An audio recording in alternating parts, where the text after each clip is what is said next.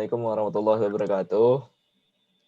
Waalaikumsalam warahmatullahi wabarakatuh. Kami di sini ingin mempresentasikan hasil dari review paper kami. Sebelumnya saya memperkenalkan diri, nama saya Muhammad Umam Ramadhani. Dan di sini ada kawan saya Ilma Khairuzidan, Ahmad Asfi Fauzan, Ahmad Asif Andika, dan yang terakhir Muhammad Aulia Rahman. Di sini kami mengambil judul jurnal dari paper tersebut, manajemen pengembangan peserta didik berbasis total quality management di Madrasah Ibtidaiyah Al-Hidayah Bagor Miris Ragen. Sebelumnya kami mengambil tema Project Quality Management. Jurnal ini ditulis tahun 2020 oleh penulis Dewi Isnawati Intan Putri dengan pengulas yang telah saya sebutkan tadi, dan publikasi dari tema tersebut adalah Jurnal Studi Agama. Review ini kami buat tanggal 6 November 2020. Pertama, saya akan menjelaskan dari latar belakang dari review jurnal ini.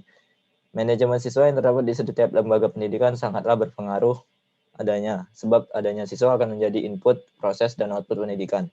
Manajemen peserta didik yang berkualitas berperan pada adanya output pendidikan yang bermutu.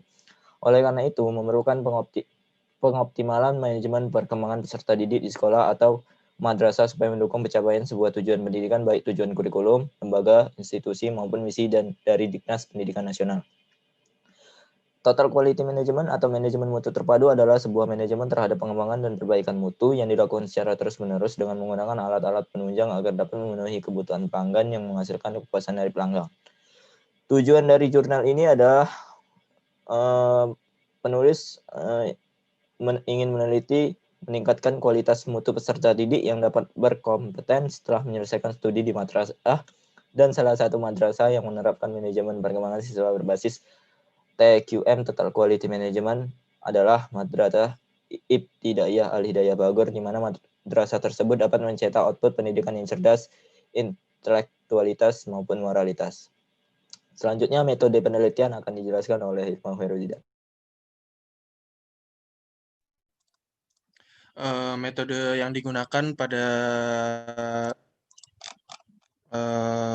di paper ini adalah penelitian ini menggunakan jenis penelitian field research. Adapun penelitian ini menggunakan pendekatan kualitatif dengan berorientasi pada deskriptif kualitatif. Menurut Iskandar, dikutip oleh Rian Anugrah, metode kualitatif deskriptif yaitu penggambaran atau pemaparan fenomena suatu masalah yang akan diteliti ataupun keadaan yang membahas tentang realita kehidupan sosial secara langsung, yang tujuannya untuk memperoleh ilmu dari para sumber tempat penelitian. Jenis penelitian ini menggunakan pendekatan kualitatif yang bertujuan untuk mendeskripsikan dan memperoleh observasi, wawancara, dan dokumentasi, di mana observation dilakukan untuk mengamati permasalahan yang terjadi di MI Al-Hidayah Bagor, sedangkan wawancara dilakukan untuk mengetahui dan memperoleh data pengamatan. Untuk penambahan sumber lain dalam penelitian ini yaitu dengan dokumentasi. Dalam penelitian ini dibedakan menjadi dua macam jenis data, yaitu data primer dan data sekunder. Peneliti menggunakan triangulasi sebagai teknik untuk mengecek keabsahan data, di mana triangulasi data dapat diartikan sebagai teknik pemeriksaan keabsahan data yang memanfaatkan sesuatu yang lain dalam membandingkan hasil wawancara terhadap objek penelitian. Data secara jelas gambaran tentang pengelolaan peserta didik. Adapun sumber data didapat dari kepala sekolah, guru, dan wali murid dan murid. Sekian.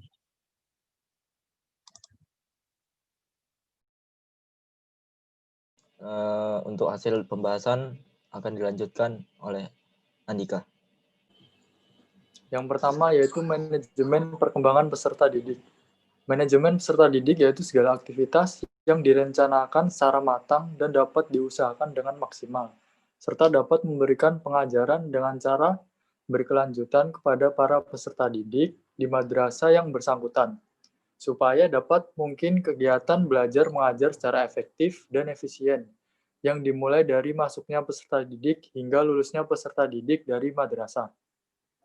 Manajemen kesiswaan juga bisa dimaknai sebuah usaha mengatur siswa yang dimulai dari siswa tersebut masuk hingga sampai peserta didik tersebut lulus dari madrasah. Selain itu, harus memberikan layanan untuk peserta didik dengan sebaik mungkin. Nah, yang kedua, pengembangan peserta didik berbasis total quality management di Madrasah Al-Hidayah Bogor.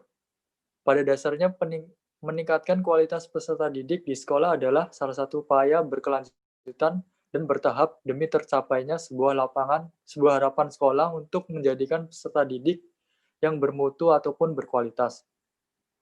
Hakikatnya, fungsi madrasah sebagai lembaga pendidikan yaitu memunculkan dan menjadikan disiplin ilmu yang baik juga luas. Lingkup ini tentunya melibatkan stakeholders seperti orang tua, pendidik, dan pengambil kebijakan di tingkat lembaga madrasah. Oleh karena itu, peserta didik harus diberikan kebebasan untuk mengembangkan potensi sebesar-besarnya dalam mengembangkan potensi bakat dan minat yang telah menjadi fitrahnya. Pendidikan madrasah ibtidaiyah adalah salah satu lembaga pendidikan di mana warga masyarakat sudah mempercayai lembaga tersebut untuk memberikan ilmu pengetahuan kepada anaknya. Yang ketiga, yaitu perencanaan manajemen peserta didik. Perencanaan manajemen peserta didik membahas tentang penerimaan peserta didik baru, kelulusan, jumlah putus lembaga pendidikan, dan perpindahan peserta didik. Langkah pertama yakni perencanaan terhadap peserta didik yang meliputi kegiatan, analisis kebutuhan peserta didik, penerimaan peserta didik baru, seleksi peserta didik baru, orientasi atau MOS, penetapan peserta didik, dan pencatatan hingga pelaporan. Pada dasarnya, segala perencanaan yang telah disebutkan di atas atau hasil penelitian sudah selaras dengan kebijakan yang seharusnya dilakukan oleh lembaga madrasah, terutama Bapak Direktur Pendidikan di madrasah, yaitu Bapak Kepala Madrasah.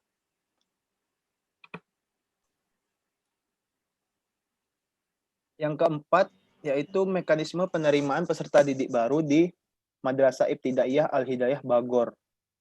Rekrutmen peserta didik adalah salah satu tahapan yang harus ditempuh oleh peserta didik setelah tahapan perencanaan dalam proses menyaring objek-objek pendidikan. Hal ini sangat penting adanya sebagai penentuan sukses atau tidak atas terselenggaraannya program awal sekolah. Tidaklah mudah melakukan program rekrutmen peserta didik, karena madrasah benar-benar harus mempersiapkan strategi-strategi yang cocok untuk menjalankan agar dapat menarik peserta didik berkualitas dan menjadi sekolah lebih baik juga kualitas. Proses seleksi penerima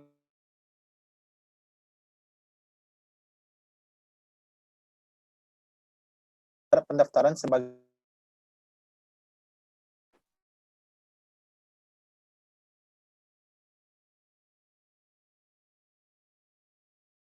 peserta acara MOS, karena kegiatan orientasi ini sangat penting adanya. Dengan tujuan, peserta didik dapat mengenal lingkungan madrasah supaya mempunyai persiapan belajar dengan baik di tempat yang baru.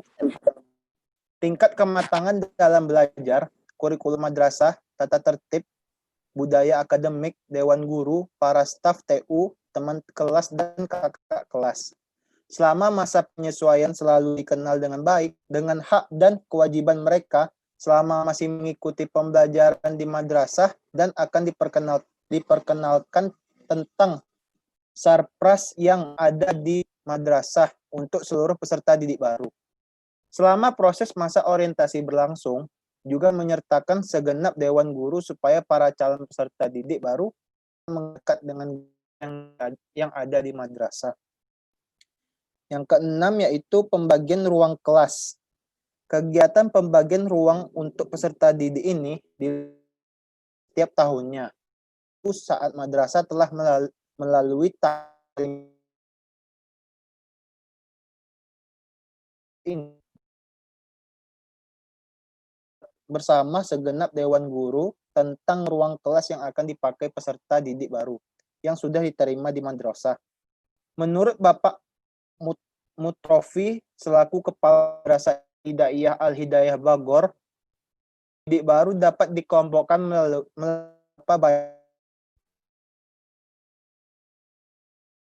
Al-Hidayah di setiap tingkatnya. Di Madrasah Ibtidaiyah Al-Hidayah Bogor, ruangan kelas dibagi secara urut, di mana urutan ruang kelas dimulai dari kelas 1 sampai kelas 5, berdasar di lantai bawah. Sedangkan kelas 6, ruangannya berada di lantai atas, tepatnya berada di atas kelas 5. Ya, untuk selanjutnya poin ke-7 yaitu pembinaan dan pengembangan peserta didik baru. Pembinaan kepada peserta didik merupakan suatu proses kegiatan yang dilakukan selama berjalannya kegiatan pendidikan di sekolah. Memberikan bimbingan peserta didik harus dilakukan sejak peserta didik masuk peserta didik lulus pendidikan dari madrasah. Layan pembinaan disiplin peserta didik, perkembangan keterampilan peserta didik, kegiatan ekstrakurikuler, dan layanan khusus. Pada dasarnya, layanan pembinaan yang dilaksanakan di MI Al-Hidayah Bogor diperuntukkan bagi semua siswa di madrasah ini. Untuk poin selanjutnya yaitu monitoring dan evaluasi manajemen peserta didik di MI Al-Hidayah. Secara umum yang bertugas memonitoring dan mengevaluasi adalah kepala sekolah. Tetapi tidak semua dilakukan oleh kepala sekolah, melainkan juga pihak-pihak yang terlibat kegiatan tersebut. Dalam memonitoring dan mengevaluasi kegiatan peserta didik memang sudah menjadi tugas seorang kepala sekolah. Akan tetapi petugas yang lain seperti ketua panitia dan wakil kepanitiaan dalam menerima peserta didik dengan langsung juga dapat melakukan manajemen pengembangan pengontrolan, meski kewenangannya tetap di bawah penanggung jawab, yaitu kepala sekolah. Lalu untuk poin terakhir dari hasil dan pembahasan yaitu output dan alumni. Output yang dimaksud ini adalah lulusan. Syarat-syarat lulusan MI Al-Hidayah Bogor Kabupaten Sragen, yaitu siswa dapat selesai dalam menempuh beberapa pelajaran yang telah diberikan dan siswa-siswi saat menghadapi penilaian akhir semester atau PAS. Dan mereka dapat melaksanakan ujian praktek ibadah, yaitu BPI, seperti dapat menyelesaikan membaca Al-Quran sesuai dengan ketentuan sekolah, hafalan surat-surat pendek, dan doa sehari-hari. Lalu untuk alumni, di MI Al-Hidayah Bogor secara resmi tidak mempunyai organisasi ikatan alumni madrasah. Namun alumni mempunyai himpunan sendiri dari tiap angkatan. Contohnya kumpul di media sosial seperti mempunyai grup WhatsApp, Line, dan lain sebagainya. Lalu kesimpulan dari ini adalah salah satu faktor berbedanya perkembangan peserta didik tersebut adalah perkembangan kecerdasan atau mutu peserta didik. Agar kualitas mutu peserta didik menjadi terjamin, maka perlu adanya manajemen yang bagus pula, yaitu perlu adanya langkah perencanaan yang baik dimulai dari rekrutmen peserta didik, MOS, pembagian peserta didik, pengelolaan kelas, hingga sampai tahap evaluasi dan kelulusan yang baik. Adanya total quality management diharapkan menjadi potensial yang dapat memberi solusi tentang pengembangan peserta didik di era berkembang seperti sekarang ini dalam upaya peningkatan mutu pendidikan. Sekian dari kelompok kami, kurang lebihnya mohon maaf. Terima kasih. Wassalamualaikum warahmatullahi wabarakatuh.